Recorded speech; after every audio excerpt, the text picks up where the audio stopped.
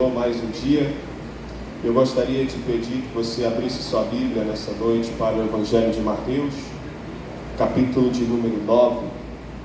Glória a Deus. Evangelho de Mateus, capítulo 9, versículo de número 2. Mateus, capítulo 9, versículo 2. Santo é o nome do Senhor Jesus. Evangelho de Mateus, capítulo 9, versículo de número 2. Quantos encontraram, digam amém. Amém. Diz assim a palavra de Deus: E eis que lhes trouxeram um paralítico deitado num leito. Jesus, vendo a fé que eles tinham, disse ao paralítico: Coragem, filho, seus pecados estão perdoados. Mas alguns escribas diziam entre si: Ele está blasfemando. Jesus, porém, conhecendo os pensamentos dele, disse: Por que vocês estão pensando mal em seu coração? Pois o que é mais fácil dizer: Seus pecados estão perdoados, ou dizer: Levanta-se e ande? Mas isso é para que vocês saibam que o Filho do Homem tem autoridade sobre a terra para perdoar pecados.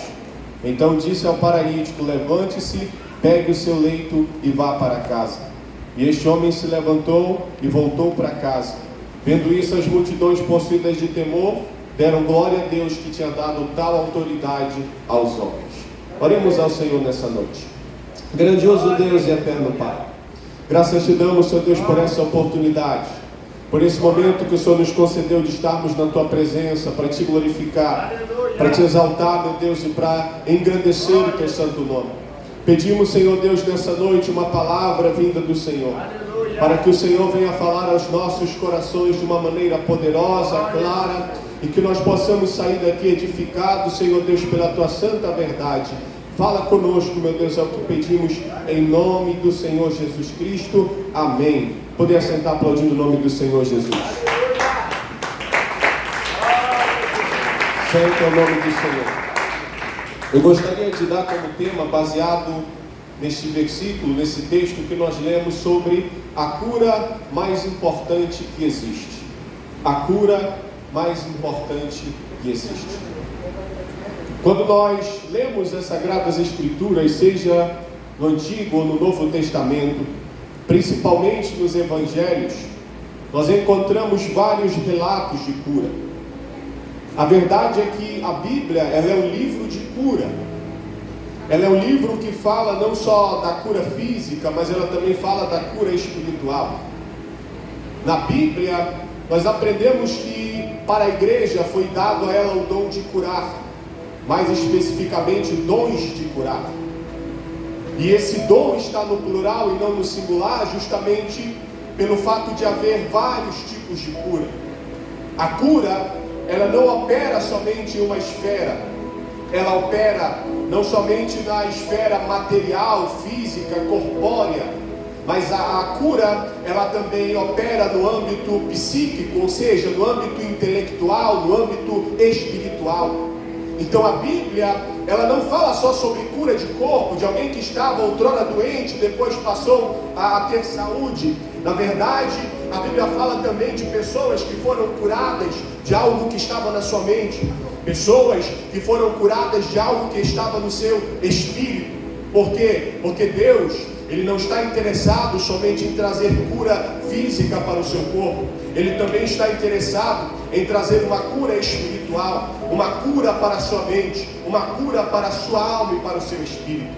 Quando nós lemos esse texto, baseado em Mateus capítulo 9, versículo 2, nós encontramos a história de um paralítico. A Bíblia diz que Jesus havia acabado de chegar na sua casa. Jesus estava exausto da viagem. Jesus estava cansado, porque Jesus era carne como nós. Ele sentia cansaço. E ele chegou um belo dia na sua casa, talvez disse: agora é hora de descansar. Só que a Bíblia vai dizer que de repente chegou uma grande multidão ao redor da casa de Jesus. Eles encheram a casa de Jesus, e como Jesus não desperdiçava a oportunidade, começou a pregar para aquelas pessoas.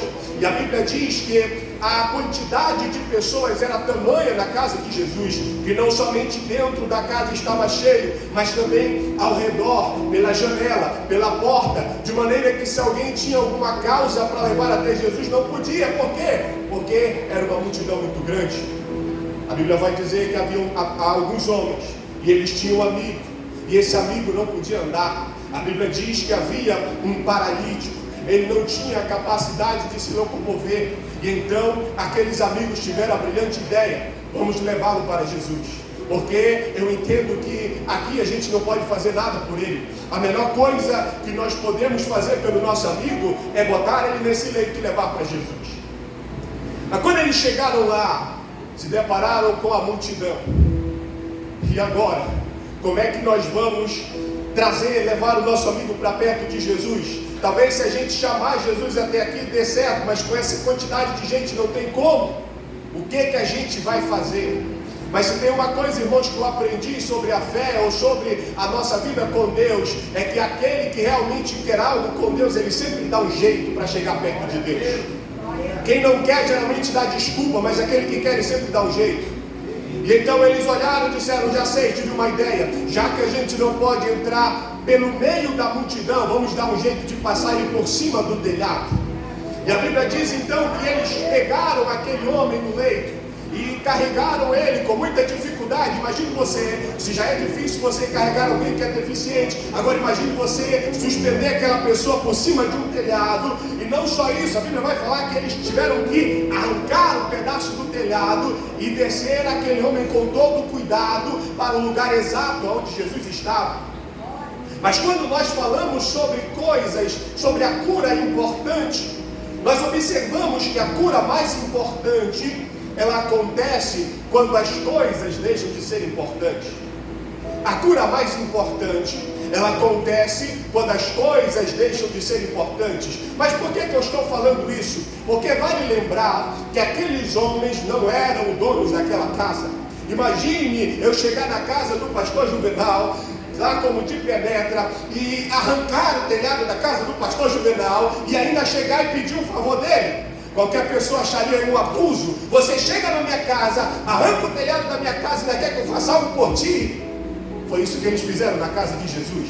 Chegaram na casa de Jesus, arrancaram o telhado de Jesus. A Bíblia diz que eles removeram, de acordo com a narrativa de Marcos, eles se aproximaram da multidão, removeram o telhado e eles então desceram aquele homem no lugar onde Jesus estava.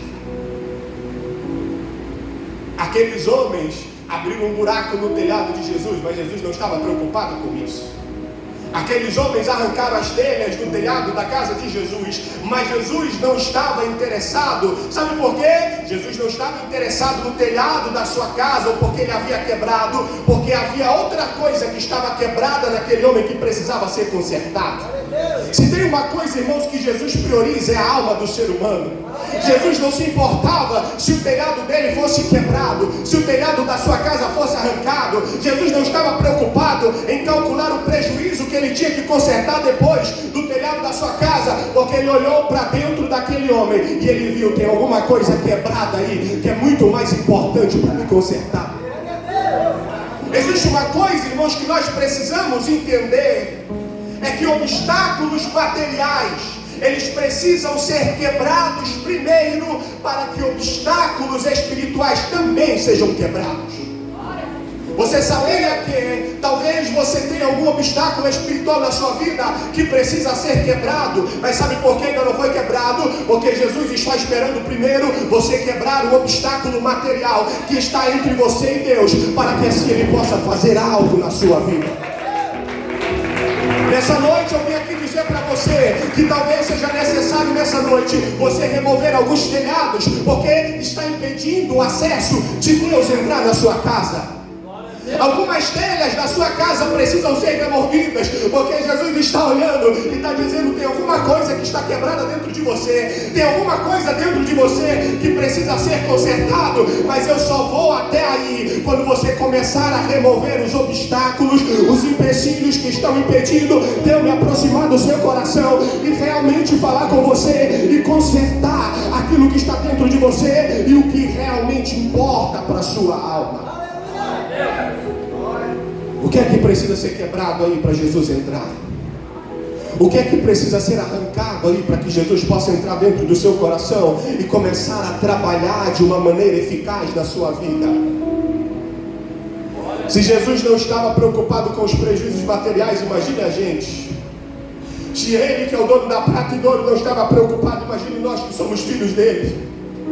Não se preocupa com os obstáculos que você terá de quebrar. Apenas a única preocupação é que a sua alma vai agora receber um conserto profundo com o verdadeiro Deus. As outras coisas você pode consertar depois, mas entenda que a coisa mais importante para a sua vida é a sua alma dentro de Deus. Porque talvez a sua casa possa estar bem arrumadinha, a sua casa possa estar bem feita, mas dentro de você está todo quebrado, dentro de você está tudo remendado. Entenda, está na hora de nessa noite você começar a quebrar algumas coisas, está na hora de você remover os telhados, está na hora de você quebrar algumas paredes, está na hora de você remover algumas brechas para que Cristo possa entrar verdadeiramente no seu coração e operar, e moldar, e transformar, e reerguer aquilo que está caído, consertar aquilo que está quebrado, trazer um remendo, trazer algo novo para você. Aí é por isso que quando eu olho para aquela cura que Jesus operou naquele endemoniado, em Mateus capítulo 8, uma vez eu estava lendo aquele texto, eu fiquei me perguntando, mas por quê? É por isso que Jesus ele não se importou, pastor, com o prejuízo que aqueles homens tiveram com os porcos. Porque talvez eu pensava, por que Jesus não foi lá primeiro pedir desculpa do dono daqueles porcos? Porque ele causou um prejuízo tão grande para aquele homem. Porque a Bíblia diz que quando ele expulsou o demônio daquele homem, era uma legião de demônios. A Bíblia diz que eles entraram nos porcos, e aqueles porcos, eles começaram a correr, eles caíram do precipício e todos morreram. Aqueles homens tiveram um prejuízo de mais de 2.000 porcos. Aí talvez você possa imaginar, Jesus não foi lá nem pedir desculpa. Sabe por que Jesus não foi lá se desculpar? Sabe por que Jesus não chegou com aqueles homens dizendo, olha, eu vou arcar com o prejuízo, tá? Desculpa aí, era só para salvar uma alma aqui que é mais importante? Não, sabe por quê? Porque aqueles homens estavam mais preocupados com aquela criação de porcos do que com aquela alma que estava se perdendo. Porque a Bíblia diz que quando Jesus curou aquele homem, o homem que ninguém conseguia dar jeito, quando eles chegaram ali e viram aquele homem, a Bíblia diz que ele estava lá, pastor, sentado, em perfeito estado, vestido, porque ele só andava nu. E ele andava fora do juízo, mas estava aquele homem lá vestido, em perfeito estado, transformado, moldado, purificado. Quando aqueles homens viram o que Jesus havia feito, sabe o que eles disseram? Ei, vai embora daqui, porque eu não quero o Senhor aqui não. O Senhor traz muito prejuízo, vai embora. A Bíblia diz que a primeira coisa que disseram a Jesus é, vai embora. Por isso que Jesus estava dizendo, eu não estou nem aí para os porcos de vocês, porque a preocupação de vocês deveria estar com esse homem aqui, que antes não podia fazer nada por ele, mas agora ele está em perfeito juízo, agora ele está sarado, agora ele está liberto. Ei, tem coisas que são mais importantes para Deus. A sua alma, a sua estrutura espiritual, estas coisas é que são mais importantes. Não interessa as manadas de porcos que forem perdidas, não interessa os telhados que forem removidos, o importante é que agora você está sarado para Jesus. Aí a Bíblia diz que chegaram lá com Jesus, ele não estava nem no telhado. Aí a Bíblia diz que trouxeram um paralítico. Aí o que me chama a atenção é que a Bíblia diz que Jesus, vendo a fé que eles tinham, disse ao paralítico. Jesus olhou para a fé de quem aqui? Do paralítico? Jesus viu a fé que o paralítico tinha? Não é isso que a Bíblia diz. A Bíblia diz que Jesus olhou para a fé dos amigos do paralítico. Jesus não olhou para a fé que o paralítico tinha. Observe o versículo 2. E eis que trouxeram o paralítico deitado no leito. Jesus, vendo a fé que eles tinham, disse ao paralítico, seus pecados são perdoados. Jesus não olhou para a fé do paralítico. Jesus olhou para a fé dos amigos dele. Você sabia que muitos milagres, eles são realizados por meio da sua fé, mas também existem milagres que podem ser realizados pela fé de outra pessoa. Muitos milagres já aconteceram na sua vida porque alguém creu que aconteceria com você. Você sabia que muita gente da sua família que hoje não serve a Deus é abençoado por causa da sua fé? Você sabia que o seu filho ou a sua filha que é desviado, ele é próspero, ele é abençoado por causa da fé que você tem? Seu pai que não serve a Deus, seu irmão que não serve a Deus, ele é abençoado por causa da fé que você tem? Muitas pessoas no Antigo Testamento foram abençoados por causa da fé dos patriarcas. Quantas vezes Deus falou para Israel dizendo: olha, eu estou fazendo isso aqui não é por você não, tá? Eu estou fazendo isso aqui por causa de Abraão, eu estou fazendo por causa de Jacó, eu estou fazendo por causa de Isaac. Quantas vezes a linhagem real de Davi foi abençoada, mas não foi por causa dele não, foi por causa da fé de Davi. Ele dizia várias vezes: por amor do meu servo Davi, eu vou fazer isso na sua vida. Aleluia. A Bíblia diz que Deus, quando ele destruiu as cidades da Campina, a Bíblia diz que quando Deus ia destruir a cidade onde Ló estava, a Bíblia não diz que Deus se lembrou de Ló. A Bíblia diz que Deus se lembrou de Abraão e tirou Ló do meio da destruição. Quando ele tirou lá Ló, sabe por quê? Ele se lembrou da fé do homem que havia tido intimidade com Deus. Irmãos, entenda, a fé que você tem, ela não está limitada somente a coisas que vai acontecer na sua vida. Ela também vai fazer com que aconteçam coisas na vida de quem está ao seu redor. Entenda o poder da fé que você tem. Não limite a fé apenas ao seu círculo, à sua vida, não. A fé, ela pode atingir você, ela atinge seu irmão, ela atinge seu pai, ela atinge seu filho. Muitas pessoas podem ser beneficiadas por conta da fé que você tem. É por isso, irmãos, que você precisa ter cuidado com os amigos que você escolhe. O Arleson pregou sobre isso na terça-feira. Cuidado, irmãos, com os amigos que você escolhe. Porque a gente pode ter amigos como esse, irmão, que leva para perto de Jesus até carregando. Amigo bom é esse. E quando tu não pode andar, ele não se preocupa: não, meu filho, eu te levo, eu te carrego. Eu só quero você perto de Jesus junto comigo. Eu não quero ir para perto de Jesus sozinho, não. Eu quero que você esteja comigo, do meu lado. Nem se for preciso eu te carregar, Caio, mas eu quero você do meu lado. Nem se for preciso eu colocar você nos meus ombros, mas eu quero você comigo. É isso que é amigo de verdade. Não é como os amigos de Jairo, não. Porque os amigos de Jairo, Jesus estava lá. Ele disse: eu vou curar tua filha. Ele disse: eu vou curar. Aí quando chegou lá perto, a menina, ele disse: Jairo, não precisa incomodar mais o mestre não, tá? Sua filha já morreu. Pega esse amigo para ti. Jesus já estava lá dizendo: eu vou fazer, cadê a menina? Eu quero operar, eu quero fazer um milagre, onde é que ela está? Aí os amigos do peito disseram: Jairo, pede o mestre, tá? Deixa ele ir.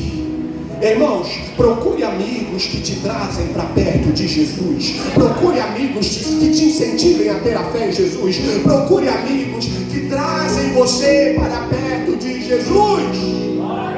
Tem amigos que te levam para perto de Jesus, mas tem esses amigos que nem o de Jairo, que mesmo quando Jesus está perto, ele diz: não vai dar não vai. Mas você precisa entender, irmãos, sua fé, ela pode gerar impacto nos seus amigos. Por isso procure amigos de fé, porque você vai ser abençoado pela fé dos seus amigos. Procure pessoas que têm fé com Deus, uma fé poderosa, porque quando você se junta com Ele, aí é duas fé poderosas. E aí, irmão, não tem como dar errado não. Quando duas pessoas, elas se juntam com fé, quando uma igreja se junta com fé, é um sendo abençoado com a fé do outro, é um sendo beneficiado com a fé do outro. É isso que é comunhão, é isso, irmãos, que é união. Quando nós somos abençoados pelo nosso irmão. Aleluia. Mas quando se trata da cura mais importante, por ser uma cura diferente, às vezes ela precisa também ser resolvida de uma maneira diferente.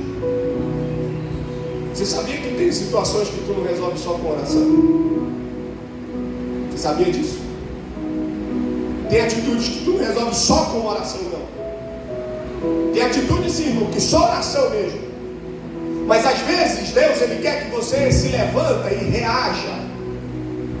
Ele quer sim que você ore. Não estou dizendo que você não deve orar, mas tem situações em que você não deve ficar somente prostrado e esperar que Deus faça tudo. Às vezes Deus está esperando que você se levante e tome uma atitude, e você vai lá e faça. Porque o que me chama a atenção, pastor, é que aqueles homens, eles poderiam muito bem lá na sua casa dizer: vamos fazer o seguinte, já que Jesus falou que onde tiver 2 ou 3 reunidos, se a gente se reunir aqui, a gente é 4. Se a gente reunir e orar por eles, Jesus vai curar. Só que eles entenderam que Jesus estava exigindo mais do que aquilo.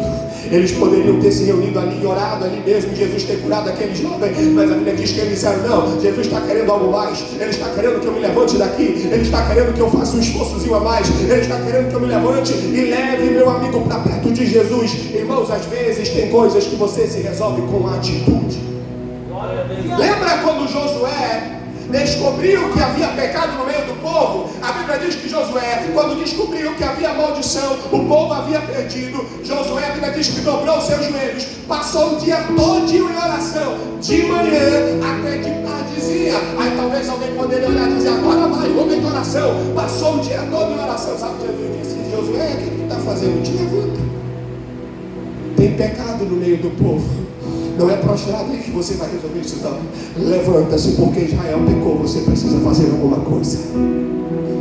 Quando se trata, irmãos, de remover obstáculos, às vezes Deus está esperando que você se levante e tome uma atitude e comece a remover isso que está impedindo o agir de Deus na sua vida. Você nem sempre vai resolver com oração. Você vai orar sim, mas só que você precisa entender que você tem que se levantar e você precisa tomar uma atitude, dizer: eu vou começar a remover nessa noite tudo aquilo que está me impedindo de chegar perto de Jesus. Eu vou começar a tirar os telhados. Não interessa se vai ficar com goteira aqui nessa noite, não. Eu só quero que Jesus entre na minha vida. Não interessa, eu vou perder uma manada de porcos, não. Eu só quero que Jesus venha para perto de mim. O mais importante é a presença dele.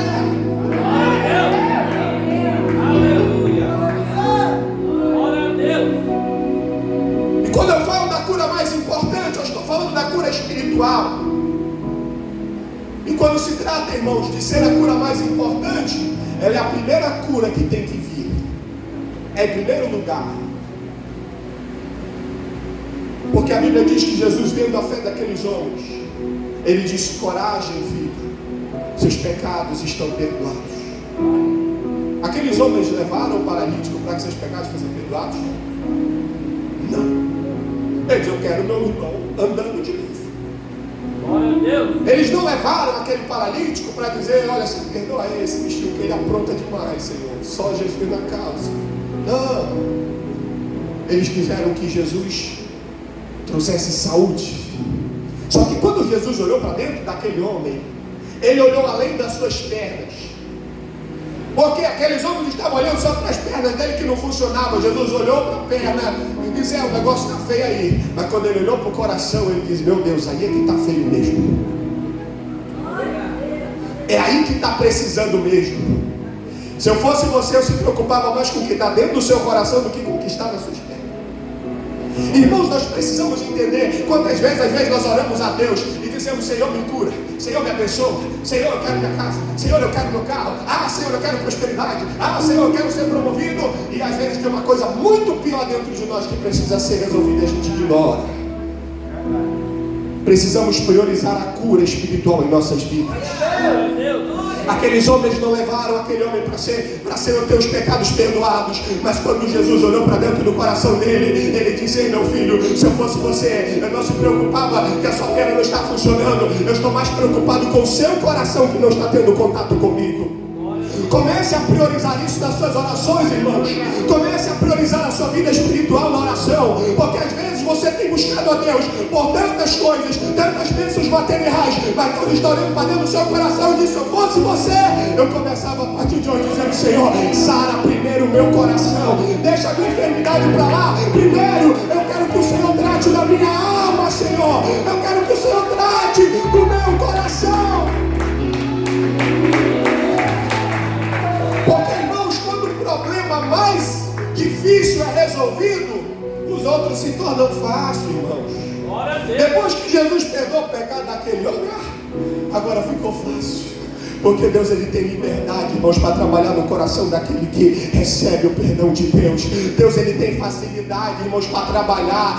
Como é mais fácil. Não estou dizendo que tem oração que é difícil para Deus, mas Deus ele trabalha com mais liberdade naquele coração que é disposto, o coração contrito, compungido e quebrantado. Davi vai dizer: Deus ele não despreza.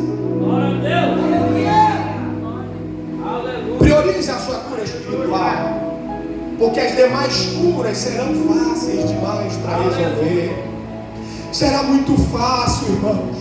É por isso que talvez hoje tem pessoas que se atormentam à toa, irmãos, porque estão procurando cura no lugar errado, estão procurando se curar de algo que nem é para se curar, e precisam entender que eles precisam primeiro se curar espiritualmente.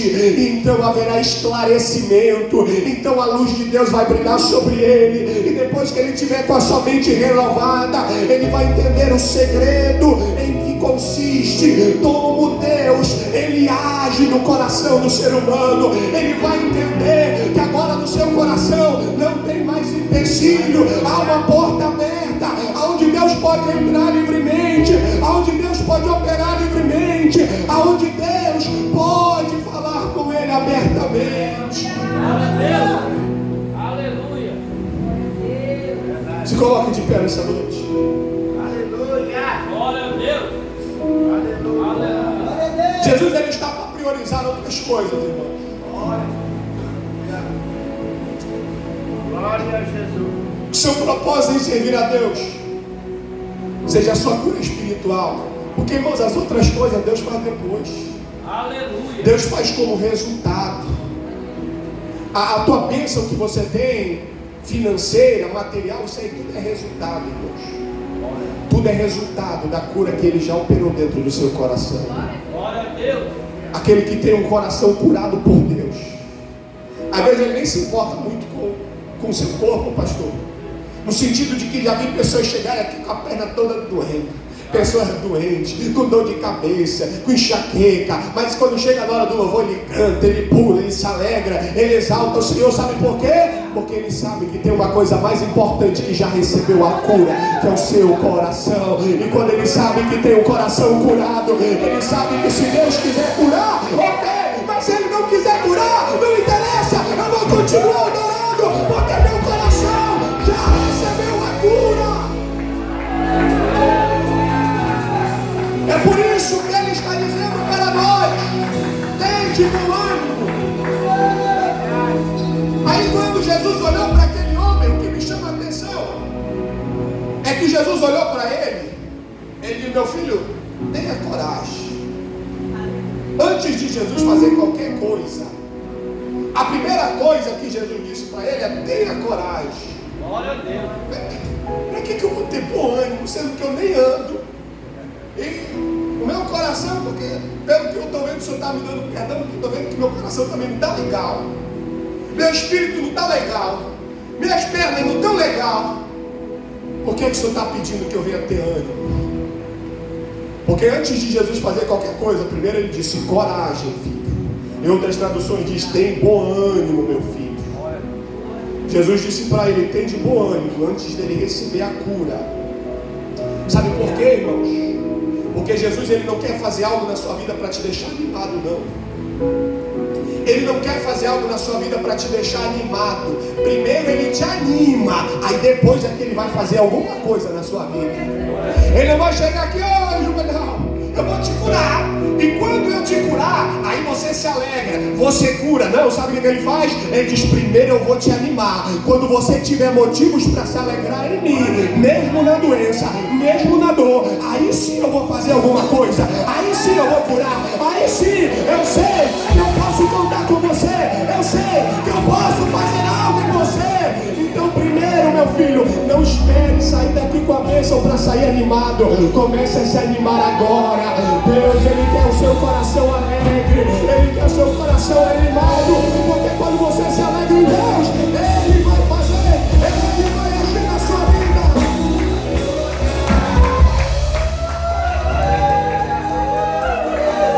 Porque quando você se anima em Deus, você vai sair daqui carregando aquilo que antes te carregava.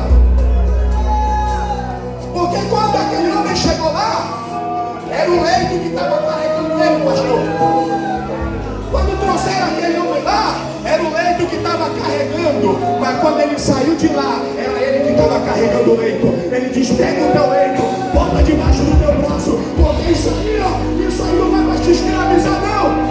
Você não depende mais do leito. Se você entrou aqui nessa noite sendo carregado por um leito, Deus está dizendo: tem de bom ânimo, porque hoje você vai sair desse leito debaixo do seu braço. Tem de bom ânimo. É por isso que a Bíblia sempre diz: alegra no Senhor, exulte-se no Senhor, alegre-se nele nessa noite. Exulte no Senhor, se alegre no Senhor, exalte-se no Senhor.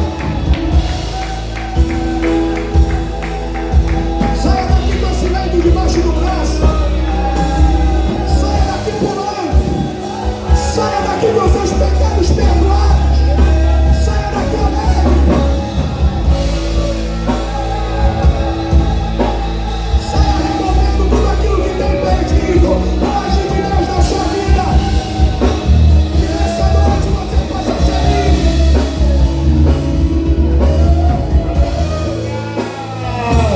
Vem de bênção, vem de bênção, vem de bênção. Oferece.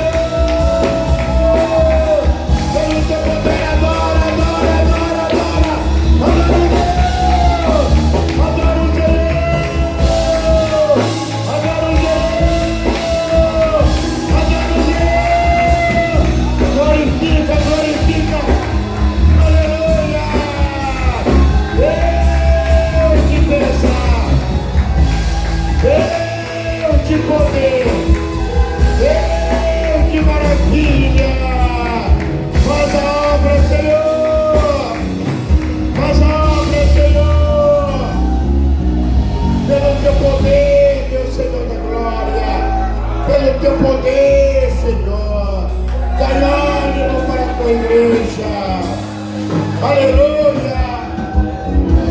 Posso todas as coisas do Senhor,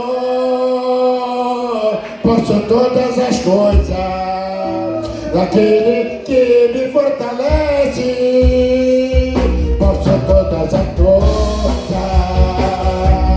do Senhor.